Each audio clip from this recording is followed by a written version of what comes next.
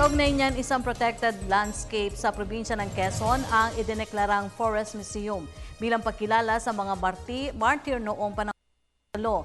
Napili ang naturang lugar dahil dito namalagi at namatay ang mga bayaning Pilipino sa pakikipaglaban para sa ating kalayaan.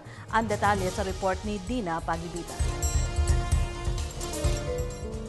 Upang alalahanin at kilalanin ang natatanging sakripisyo ng maraming bayaning Pilipino na lumaban para sa demokrasya laban sa diktaturang Marcos, patuloy ang pagsusulong ng mga ahensya ng gobyerno at lokal na pamahalaan para sila ay bigyang pagpupugay.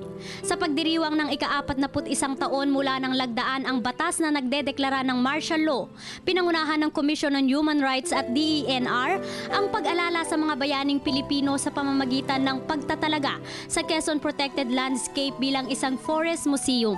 Sa 983 hektaryang forest museum na ito sa Quezon, piniling alalahanin ng ating mga kababayang nagbuwis ng buhay noong panahon ng martial law sa pamamagitan ng paglalagay ng pangalan ng grupo o individual sa century-old trees ng kagubatan.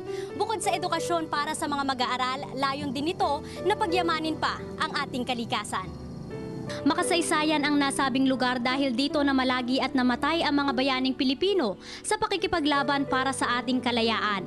Ayon kay CHR Chairperson Loretta Rosales, ito taon upang iwasto ang kasinungalingan at ilabas ang katotohanan sa naganap na martial law.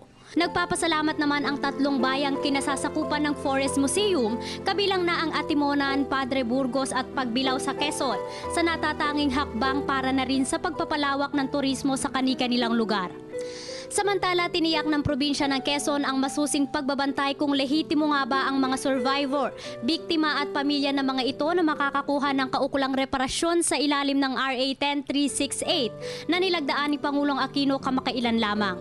Para sa Telebisyon ng Bayan, ako si Dina Pagibitan.